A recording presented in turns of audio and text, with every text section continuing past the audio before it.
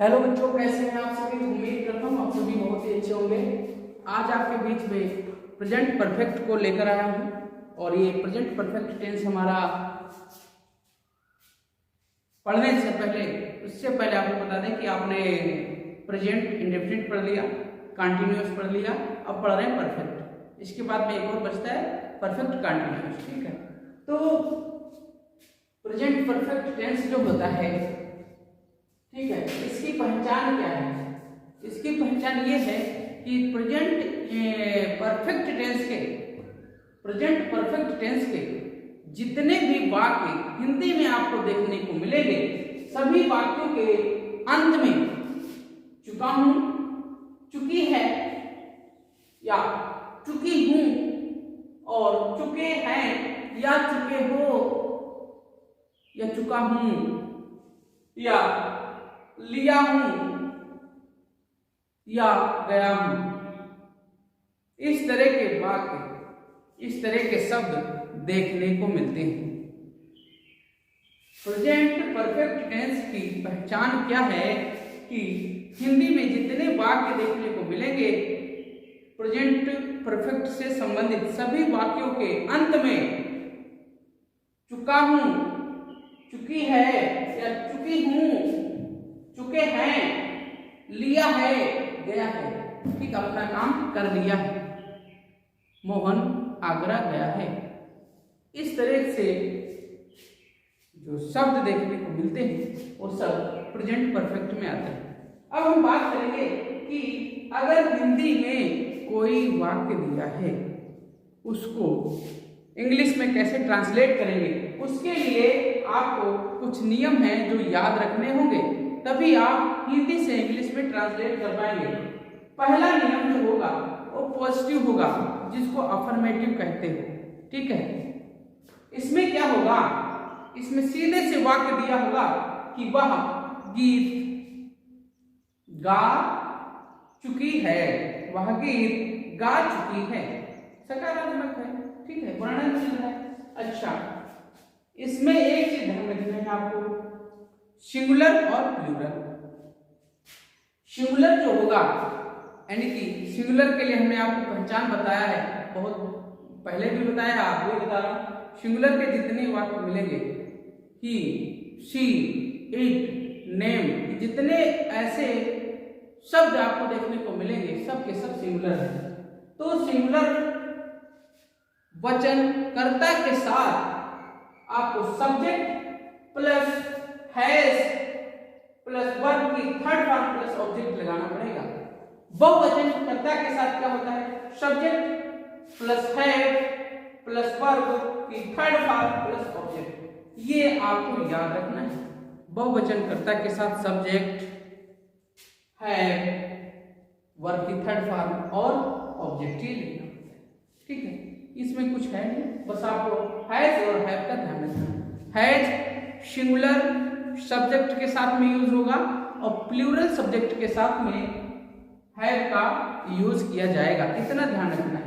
अब देखो, हमने उदाहरण लिया है, जैसे वह गीत गा चुकी है, तो वह गीत गा चुकी सिंगुलर है, तो क्या हो जाएगा, she has sung a song।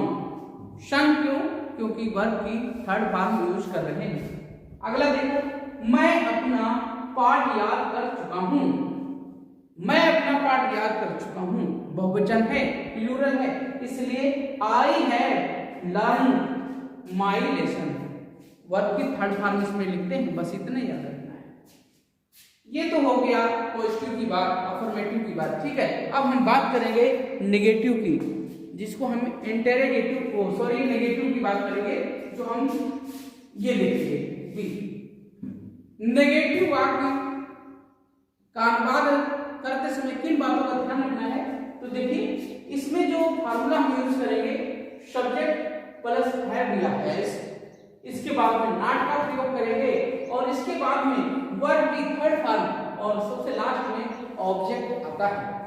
आप जान चुके हो, तो हैव प्लूरल के लिए यूज करते हैं और हैज सिंगुलर के लिए यूज करते हैं, इतना ध्यान रखना है आपको। तो देखिए, एक उदाहरण हमने लिया, जैसे तुमने अपने छोटे भाई को नहीं पीटा है, तुमने अपने छोटे भाई को नहीं पीटा है। इसको कैसे अनुवाद करेंगे? तो अनुवाद करेंगे सब्जेक्ट मतलब you have not beaten your anger brother. ठीक है, सब्जेक्ट आया, फिर देखो हेल्पिंग वर्ब आई, फिर इसके बाद में नॉट लगाया, फिर main verb I third form, और फिर इसके बाद में आपका ऑब्जेक्ट आ गया। अब इसके बाद सबसे ज्यादा जो इंपॉर्टेंट है वो है आपका इंटेरोगेटिव। इंटेरोगेटिव को हिंदी से अंग्रेजी में कैसे अनुवाद करेंगे? इसके लिए आपको दो नियम याद रखने हैं। एक तो फर्स्ट टाइप जो होगा वो ऐसा होगा, क्या, क्यों, कैसे से वाक्य का आरंभ होगा। जैसे एक बार, क्या तुम्हारे भाई ने अपना कार्य कर लिया है? देखो हमने बताया तो लिया है, तो यहाँ पे आगे कर दिया है ना। तो ये क्या है आपका फर्स्ट टाइप है इंट्रोगेटिव का। तो ऐसे शब्दों का प्रयोग करते समय हिंदी इंग्लिश में कैसे, क्या नियम याद रखना है आपको? हैज या है प्लस सब्जेक्ट, इसके बाद में वर्ब की थर्ड फॉर्म और इसके बाद में ऑब्जेक्ट लगाना है। ठीक है, क्या तुम्हारे भाई ने अपना कार्य कर लिया है? ये हम उदाहरण देखेंगे जैसे। तो इसको हिंदी से इंग्लिश में ट्रांसलेट करने के लिए क्या करना होगा? देखो तुम्हारा है, ठीक है, तुम्हारा है, तो इसमें क्या है? तुम्हारा है, इसका मतलब ये प्लूरल है। यू, बी, दे, ये सब के क्या है? प्लूरल है। ही, सी, इट, ये क्या है? सिंगुलर है ना। तो यहां पे क्या हो जाएगा? है ना। Have your brother done his work complete. अब देखते हैं सेकंड टाइप जो आता है इंट्रोगेटिव का, वो होता है WH टाइप। इसको बोलते हैं WH टाइप। क्यों? क्योंकि ऐसे वाक्य हिंदी में आपको देखने को मिलेंगे जिनके बीच में क्या शब्द आएगा, क्या, क्यों, कैसे, कब, इस तरह के शब्द आएंगे। जैसे चपरासी कहाँ गया? चपरासी कहाँ गया, बीच में आ गया ना। तो इसको हिंदी में अनुवाद करते समय आपको पता है, सबसे पहले तो ये जो आपकी WH आएगा, मतलब जो क्या आया है उसकी मीनिंग लिखेंगे। जैसे क्या आ गया तो व्हाट। इसके बाद में हम लोग क्या यूज करेंगे? हैज या हैव यूज करेंगे। इसके बाद में सब्जेक्ट यूज करेंगे, और इसके बाद में सब्जेक्ट के बाद में प्लस वर्ब का यूज करेंगे, और वर्ब की कैसी फॉर्म? थर्ड फॉर्म, और इसके बाद में ऑब्जेक्ट ये यूज करेंगे। अगर प्रश्नवाचक वाक्य बीच में आया है,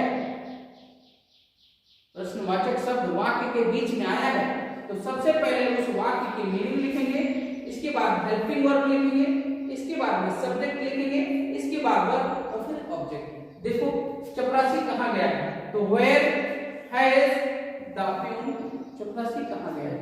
बच्चों ये था आपका प्रेजेंट परफेक्ट टेंस, एक ही वीडियो में कवर हो गया है। आप कमेंट करके हमें बताना क्या कोई डाउट रहा है या आपको कॉन्सेप्ट क्लियर हो गया।